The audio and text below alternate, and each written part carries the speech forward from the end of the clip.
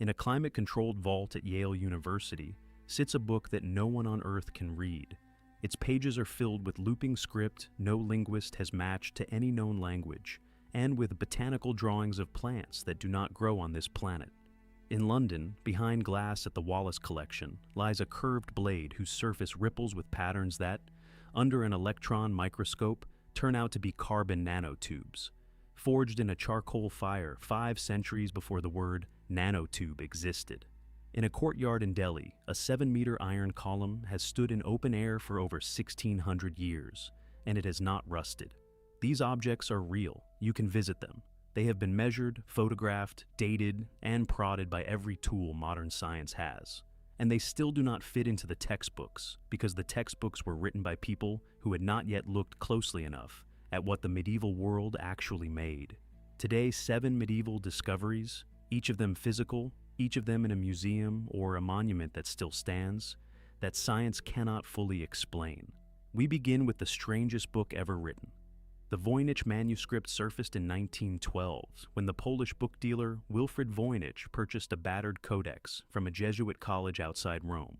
Carbon dating in 2009, performed at the University of Arizona, placed the vellum between 1404 and 1438. The book is real, the pen strokes are confident, and the script flows with the natural rhythm of a writer who knows exactly what he is doing. There are roughly 240 surviving pages. They are filled with what appears to be a complete language, recurring characters, consistent word shapes, even what statisticians have identified as the same kind of word frequency distribution found in real human languages. The book is divided into sections that look like an herbal, an astronomical chart, a balneological treatise, and a recipe collection. It looks, in other words, like a medieval manuscript. Except for one problem: cryptanalysts at the highest level, including William Friedman, the United States Army cryptologist who broke the Japanese purple cipher in the Second World War, spent decades attacking the text. Friedman concluded he could not crack it. In 2025, no machine learning model and no team of professional codebreakers has produced a translation that survives peer review. The plants drawn beside the text match no known species. The astronomical diagrams point to no recognized sky. Picture yourself opening this book in a quiet reading room. The handwriting is steady, the ink is medieval, and not a single word of it can be read. The textbook explanation says the manuscript is an elaborate hoax, perhaps composed by Voynich himself. The dating refutes that. A second explanation says it is glossolalia, meaningless syllables. The statistical structure of the text refutes that. What we have is a 15th century book written deliberately, in a language that may have been spoken by no one but its author, and lost the moment he set down his pen. From a script no one can read, we move to a steel no one can forge. The Wallace Collection holds a curved Persian saber from the 17th century, and the Topkapi Palace Museum in Istanbul holds dozens more. Their blades carry a watery, swirling pattern in light and dark layers, the unmistakable signature of true Damascus steel. Crusader chronicles from the 12th century describe these weapons in superlatives: blades that could cut a falling silk scarf in two, edges that held against European broadswords without chipping. The trade in this steel ran from India through Syria and into Persia for nearly 1,000 years. And then, around 1750, the recipe died. In 2006, a German materials scientist named Peter Pofler took thin samples from a genuine Damascus blade and examined them under a transmission electron microscope. What he found has been on the record for almost 20 years and is still, frankly, hard to believe.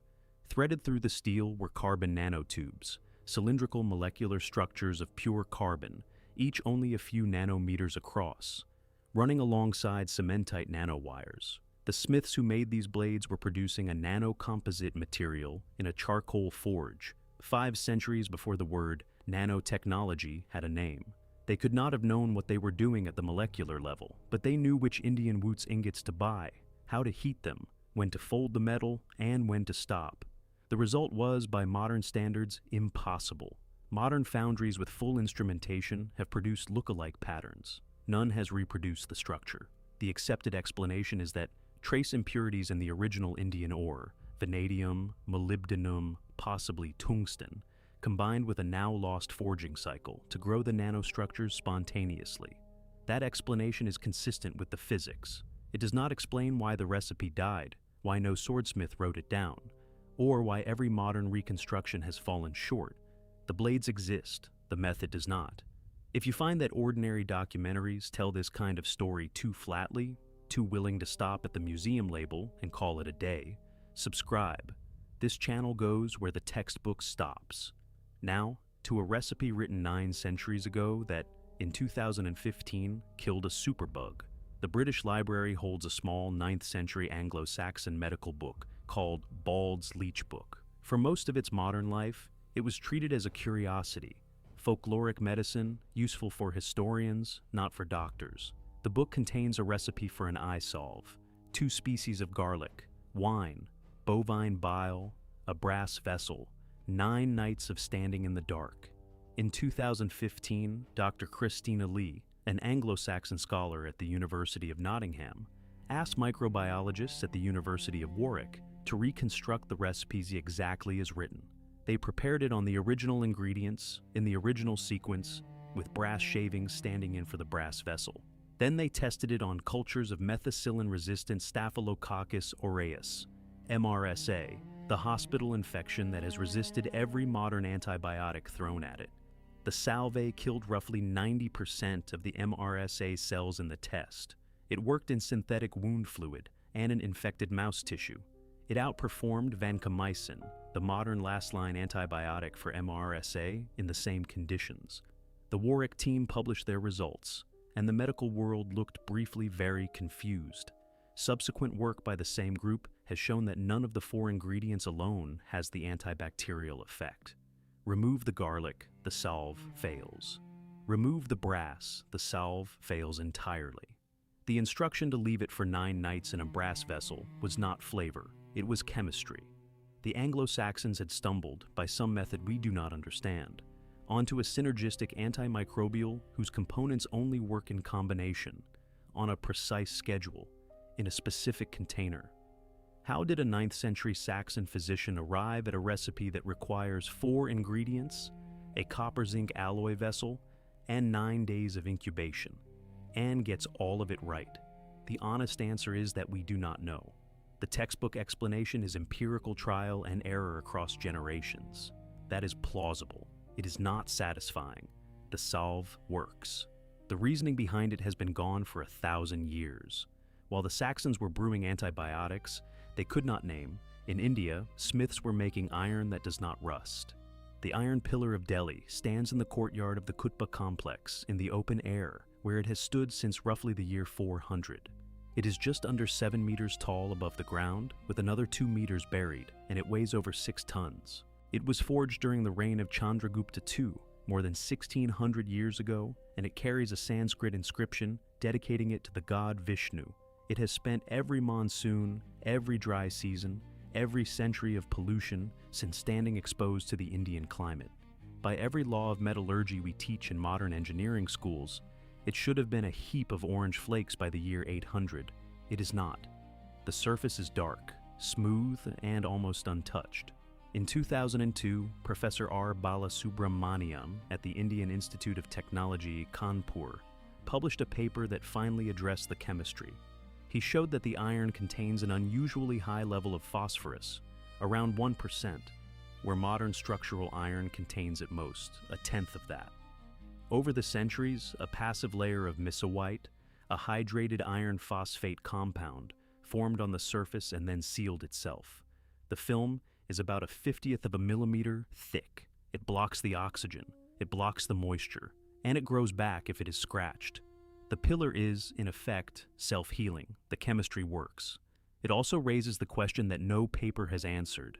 How did the smiths of the Gupta period, working without spectrometers, without phase diagrams, without modern metallurgy of any kind, hit on the precise composition that produces a self-passivating iron, and produce it on a 6-ton scale in a single weld?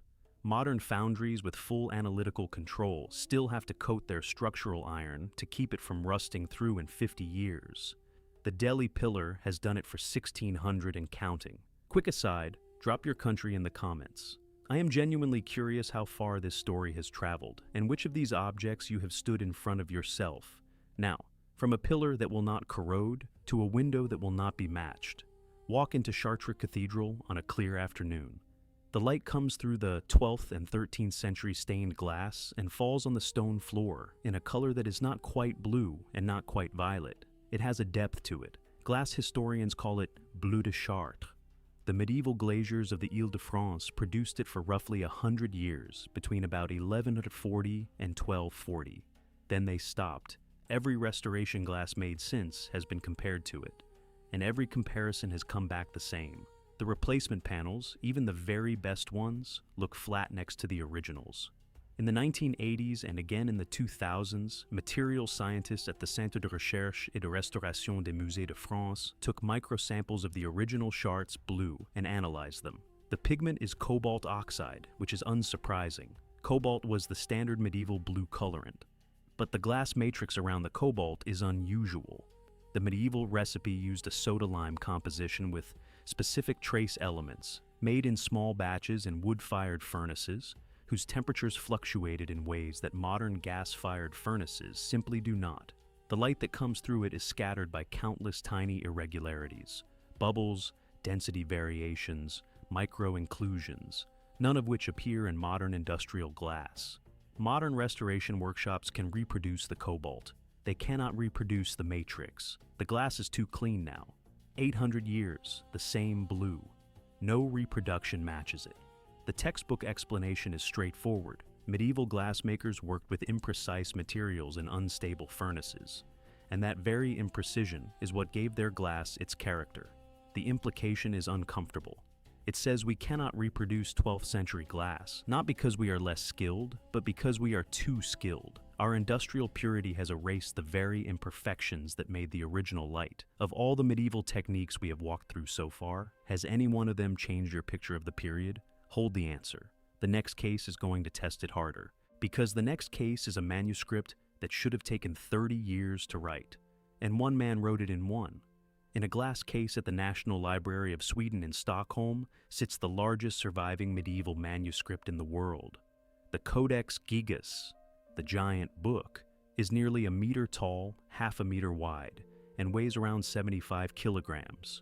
It contains the entire Latin Vulgate Bible, 2 works by Josephus, the Etymologiae of Isidore of Seville, a chronicle of Bohemia, a calendar, a list of brothers and benefactors of the monastery that produced it, and, on a single facing page, a full-color portrait of the devil, which is why it carries its other name, the Devil's Bible. It was produced at the Benedictine monastery of Podlajic, in what is now the Czech Republic, in the early 13th century. Here is what the codicologists who have studied it cannot explain. The handwriting, across more than 600 surviving pages, is not just consistent. It is uniform to a degree that, in the experience of every paleographer who has examined the book, is essentially unique. There are no shifts in pen pressure, no shifts in slant, no aging in the stroke that one would expect from a scribe working over years. Modern estimates of medieval scribal speed put the book's production at somewhere between 25 and 30 years of continuous dedicated work. Assuming a single scribe, no errors, no breaks longer than a meal, the page that should reveal the seam, the moment where one scribe handed the work to another, does not exist in this book. There is no seam. The legend attached to the manuscript at the monastery says the scribe was a monk who had broken his vows and was sentenced to be walled up alive.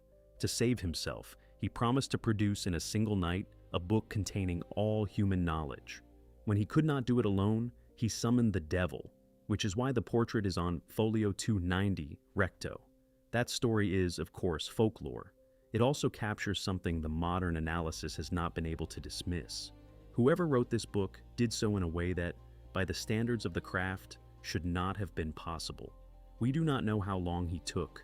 We do not know how he kept his hands so steady. We have the book. We do not have the man. Stay with me, because the 7th case is the one most historians wish would go away.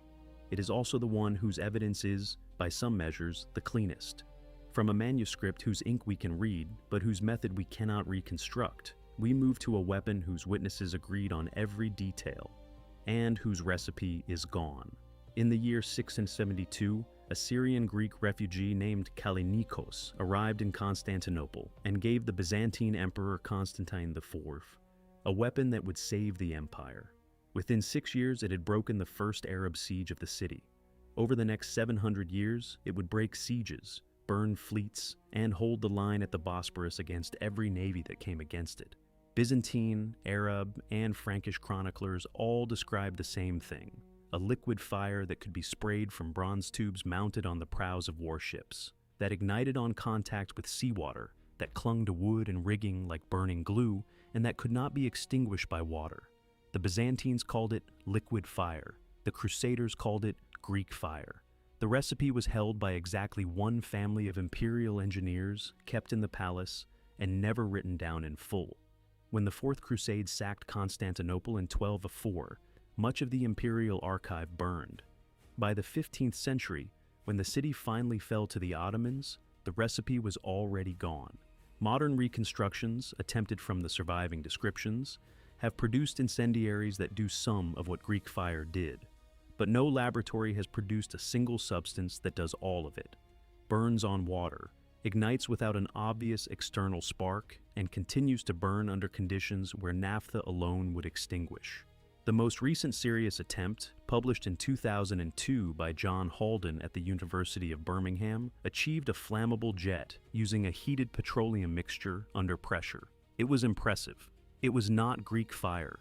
Official military history calls Greek fire a petroleum-based incendiary, perhaps with quicklime or sulfur, propelled by a siphon under pressure. That answer is consistent with what survives. It does not explain how a 7th century engineer designed a pressurized flame projector, a piece of military hardware that would not appear in the Western world again until the trenches of the First World War. It does not explain why the formula, despite 1,000 years of geopolitical incentive to steal it, never leaked. It does not explain how the Byzantines kept the same weapon working with the same described properties for 7 centuries. The textbooks have a name for the substance.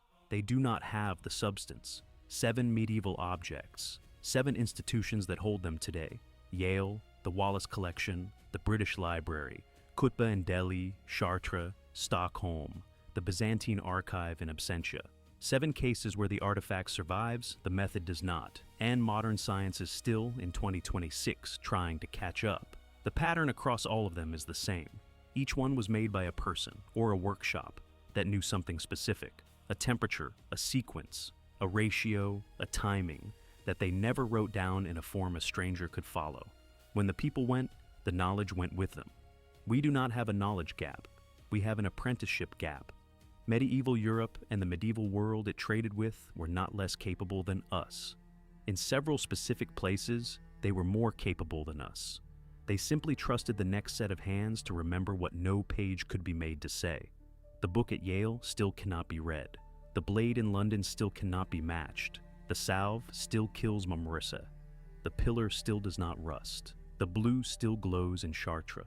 The handwriting in Stockholm is still uniform to